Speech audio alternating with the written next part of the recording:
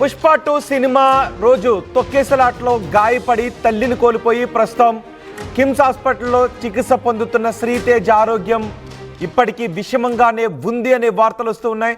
నిజానికి శ్రీతేజ్కి అత్యాధునిక వైద్యాన్ని అందిస్తున్నామని చెప్పారు. శ్రీతేజ్ కోలుకుంటున్నాడు అని కూడా మధ్యలో వార్తలు వచ్చాయి.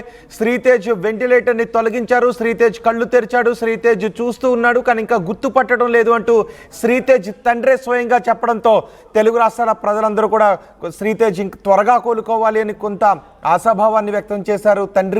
తల్లిని కోల్పోయినప్పటికీ ఆ బాధ ఉన్నప్పటికీ శ్రీతేజ్కి ఎటువంటి ప్రాణాపాయం కలగకూడదు అని తెలుగు రాష్ట్రాల ప్రజలు కోరుకుంటూ ఉన్నారు. కానీ ఇప్పుడు మళ్ళీ శ్రీతేజ్ ఆరోగ్యం విషమిస్తోంది అని డాక్టర్లు చెప్పడం కొంత ఆందోళన కలిగిస్తోంది. సంధ్య థియేటర్ తొక్కిసలాట్లో గాయపడ్డాడు శ్రీతేజ్, బెడ్పై ప్రాణాలతో పోరాడుతున్నాడు.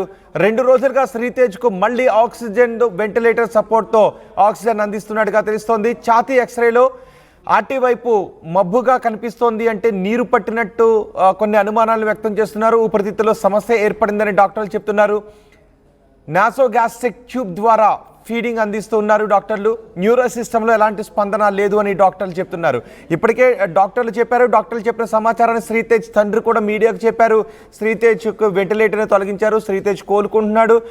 శ్రీతేజ్లో కొన్ని కదలికలు కనిపిస్తున్నాయి. ఇంతకుముందు ఇంజెక్షన్స్ ఏమన్నా చేస్తూ ఉంటే ఎటువంటి స్పందన ఉండేది కాదు. ఇప్పుడు ఇంజెక్షన్స్ చేస్తూ ఉంటే తను నొప్పితో కొంత ప్రతిస్పందిస్తున్నాడు అంటూ వార్తలు రావడంతో శ్రీతేజ్ కోలుకుంటున్నాడు అని అందరూ ఆనందాన్ని వ్యక్తం చేశారు. నిజానికి అతన్ని తల్లిని కోల్పోవడం అనేది అత్యంత బాధాకరం, శ్రీతేజ్ ప్రాణాలతో ఉండటం అత్యంత బాధాకరం. కానీ శ్రీతేజ్ కోలుకుంటున్నాడు అన్నప్పటికీ అంతటి విషాదంలో కూడా కొంత కోలుకుంటే బాగుండును, కోలుకుంటున్నాడనే వార్త తెలియగానే కొంత ఆనందం పడ్డారు అందరూ.